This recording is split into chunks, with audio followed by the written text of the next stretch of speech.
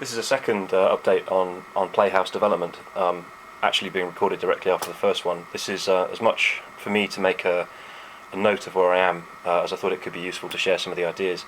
I have to take a lot of this stuff apart now so I can work on the actual final version. So this video is about some of the random number selection, which is all done through sort of rolling ball mechanisms. So there's a couple of videos out on the internet.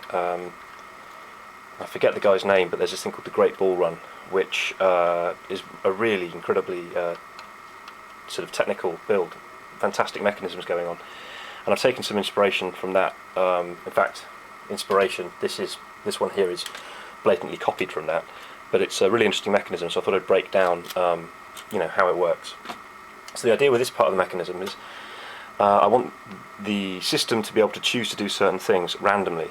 So what I've got here is a simple random number generator in the form of choosing a particular slot. So it's kind of whichever slot these go into, there will be an action based on that which will make the machine do a specific operation. So the way this works is when the ball goes into a particular slot, there'll be a mechanism that pushes on the back, and that latches on the ball and pushes it through, which will then push on an actuator, which then goes through to do something in the machine. So that'll just sort of ball go in there, push through, and it'll go through the rest of the machine.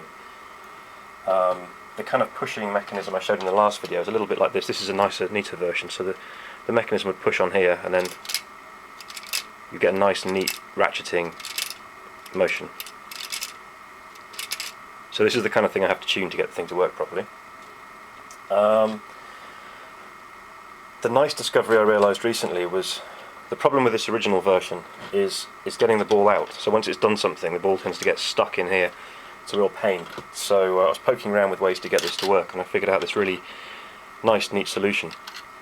You have a slider, you have a flat tile at the bottom here, which the ball can roll back along, and you've got an actuator that goes in the end that the ball can push against that in there. You've also got this kind of sliding beam that goes over the full length. You can see it moving in there. So if you were to, if the ball was to fall into that slot there, it can push along the sliding tile at the bottom. But there's also, and the light's not particularly good for this, the tile stops there and it indents down one tile's height. So the ball will actually go down a tiny bit there, just enough for this beam to go over the top. So it slides over the top there. So what happens is, when it pushes the ball, it goes through and then falls out the back.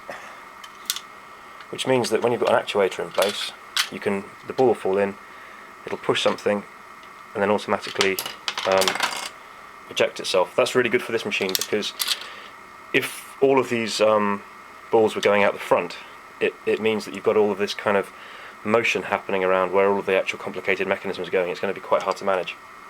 With this kind of mechanism, what will happen is the balls will actually come out the back, so they can rewind up to the top really neatly. So that's some of the actuator stuff. The cool stuff that's been quite fun to explore is the kind of rewind mechanisms you can use. And again, going back to the Great Ball Run videos, this is one that was taken from one of those. You have a series of levers that go up.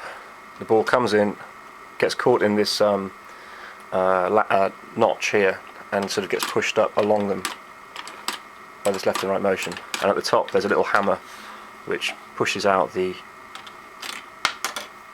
ball. And this is a really nice mechanism. It actually works really, really fast. You can very effective, but it's taking up a bit too much space on my build.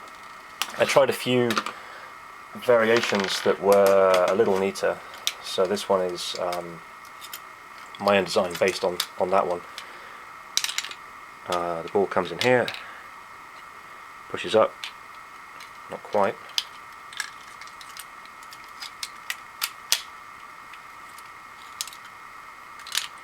Ball comes through here, and it should, there we go, travel up that ramp, latch underneath, travel up the ramp, latch underneath. So a lot of these latching mechanisms are really good to get your head around for this kind of stuff. There's another one here, but unfortunately this is a bit too fickle for this build. So the ball would go in there, it would go up, catch underneath, catch underneath. So it's all good stuff to use. In the end though, I'm going to go for a very, very simple approach, which is just to use these wider chain links, and then you can actually stick them into these L-shaped Technic pieces. So then you've got these little lifts that go up. Again, this is taken from the Great Ball Run design, but it's perfect for this this particular build.